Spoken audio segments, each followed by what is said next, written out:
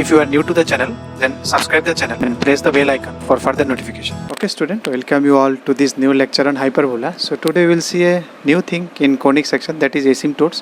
What do you mean by asymptotes of an hyperbola? And we will see some observations that we can make out from the equations of the asymptotes. Okay, then let's see this. Okay student, so this is a new one in hyperbola, asymptotes. So the new thing in conic section. So what is asymptote? Asymptotes means those lines which can pass along the curve, but it cannot able to touch it. It will go along with and it will touch it at infinity, we say. Means it can go along with this curve, like your hyperbola, it can go along with this curve, but it will never touch it. It will touch it at infinity. It can go along, but it can never allow to touch it. We will say it will touch it at infinity. Okay, so these definitions can be done in this way. A straight line which touches the curve at a point infinite distance from the origin. It is touching the curve, but it is touching at infinite. You cannot see where it touches. But it does not lie altogether at infinity. At infinity also it doesn't lie one above another. It is just going side by side. It is touching at infinity. That means you cannot say it is touching. And it is touching at a point which you cannot say. So it is just going along with that curve. All along to infinity. So that is known as asymptotes of the curve, or which can also known as the length of the perpendicular drawn from a point on hyperbola to a straight line tends to 0. Suppose you draw, this is a point, you draw that perpendicular, so this is, so you go along, so this perpendicular distance is becoming 0 at infinity. Here it was the distance is this one. So if you go along this hyperbola at as you approach to infinity, this perpendicular that has been drawn from the hyperbola to the line is becoming 0. Then that line, as the point of the hyperbola moves to infinity along the hyperbola, then the straight line is called the asymptotes of the hyperbola. That means asymptotes touches the hyperbola at infinity. So if you draw asymptotes, it is touching hyperbola at infinity and infinity, both sides. So it is touching at 2 points, both the points are at infinity. Now let's find what is the condition of the asymptotes or equation of the asymptotes. Suppose this is my line and this has to be asymptote of this hyperbola. So if I solve these two, what should be my answer? My answer should give me both the roots of x as infinity and infinity. Now if I put it y equal to mx plus c here instead of y, and if I open it, so this is my quadratic equation. Now what is the condition? Now you will know a very interesting thing in quadratic equation. This one, suppose this is a quadratic equation, ax square plus bx plus c equal to 0, and you need both the roots at infinity. X is both at infinity. Now that for that purpose I replace 1 by x by 1 by x, because if x tends to infinity, then 1 by x tends to 0, because you divide 1 by a very large number, it will goes to 0.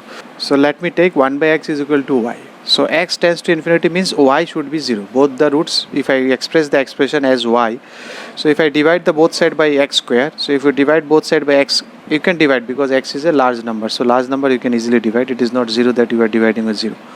So if you divide by x square, so it is a, b, 1 by x, c by x square. Now 1 by x is I have taken y, so the equation will look like this. Now this is also a quadratic equation. You need both the roots of y should be 0. Now because your y should be 0, so if you put y at 0, it should satisfy. So if I put y 0 here, one condition you are getting that a should be 0. Now if a is 0, now you do the factorization. If you take y common, then this is that means y is equal to 0, another y is minus b by c. So both the y should be 0 because both your x was infinity. So for this to be 0, now b should be 0. Therefore this is the condition that we derived. If y has to be, both the y has to be 0, then these two has to be 0, a and b both. Similarly here, so you can go now here, if both the roots are infinity, then you need to have a and b both are 0. So this is a very important conclusion you try to remember in case of quadratic. If you need both the roots at infinity, then your both a and b should be 0. So where is your a? This is your a. From here this is your a, this is your b. So both this should be 0 and this should also be 0. So if you make both these to be 0, this is 0, this is 0, you can find m is equal to b by a. And because m cannot be 0, a cannot be 0, so that c is 0, because c was the y equal to mx plus c, that intercept, that can be 0. So that means m you got this, so m cannot be 0, so a cannot be 0, so c is 0. So the equation of asymptotes will be y equal to mx, it was, so both the asymptotes are this, y equal to b by ax, y equal to minus b by a. So you got the asymptotes. Now if you combine, then if you want to have a pair of asymptotes, then how to combine them? Take product of this one, this is y minus b by ax and this is y plus b by ax. take product of these two equal to 0. You can know how from pair of straight lines. Pair of straight lines means any equation you can factorize it in two parts. One factor will give you this one factor will give you this one. That was the pair of straight line. That means you are taking the product of these two and writing together. So this is the pair of asymptotes. Now some peculiar observations or some nice observations that we can make out from these equations. Some conclusions about your asymptotes in general. So for your hyperbola, this one, the asymptotes pass through the origin, which is the center of the hyperbola. In this case, what was the center? That 0, 0 was the center. So both the asymptotes were passing through 0, 0. This was the case. So both are passing through. So in general, you can say the asymptotes always pass through the center of the hyperbola, wherever the center is. Here center was 0, 0, that's why it is passing through 0. The slope of asymptotes is b by a minus b by a. That means both are equally inclined. If this is b by a, this is minus. So if this is theta, then this is minus theta. So both these are equally inclined to your transverse axis and conjugate axis. Angle is same. Whatever angle here, same angle is here.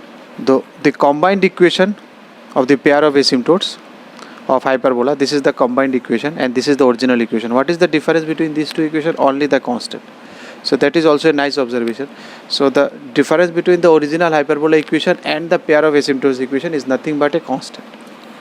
So here it is, the combined equation of pair of asymptotes of hyperbola and equation differ by a constant term. Suppose this is the general formula that represents hyperbola, then its asymptote will be represented by C you replace by K, that is the equation of asymptotes. And this should represent a straight line, that is the condition. K you can easily find out, if everything is given, K can be found out, so that this represents a straight line. How to represent it as a straight line? You have already studied in pair of straight line. A general equation representing pair of straight line, thus delta should be equal to 0, that big triangle AHG, that determinant you know. Now suppose you want to find the angle between this. Suppose this is also theta, this is also theta. So the angle is 2 theta.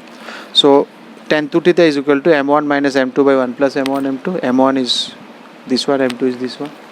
So if you put it there, so this is the equation to find the angle between two asymptotes. Now again sec square theta equal to 1 plus tan square theta. Now what is tan theta? Tan theta is the slope of the first slope of the, if this is theta, then tan theta is the slope of the asymptotes. So it is either b by a or minus b by a. So if you put it here b by a or minus b by a, it is something like this, which is nothing but e square. So theta is nothing but sec inverse. And what is the angle between these two? Was 2 theta. Therefore angle between asymptotes can also be written as 2 into sec inverse of e. If you know eccentricity, you take sec inverse multiplied by 2, you will get the angle between the asymptotes. So these are the observations on asymptotes. If you like the video, then press the like button and please give your valuable comments in the comment section.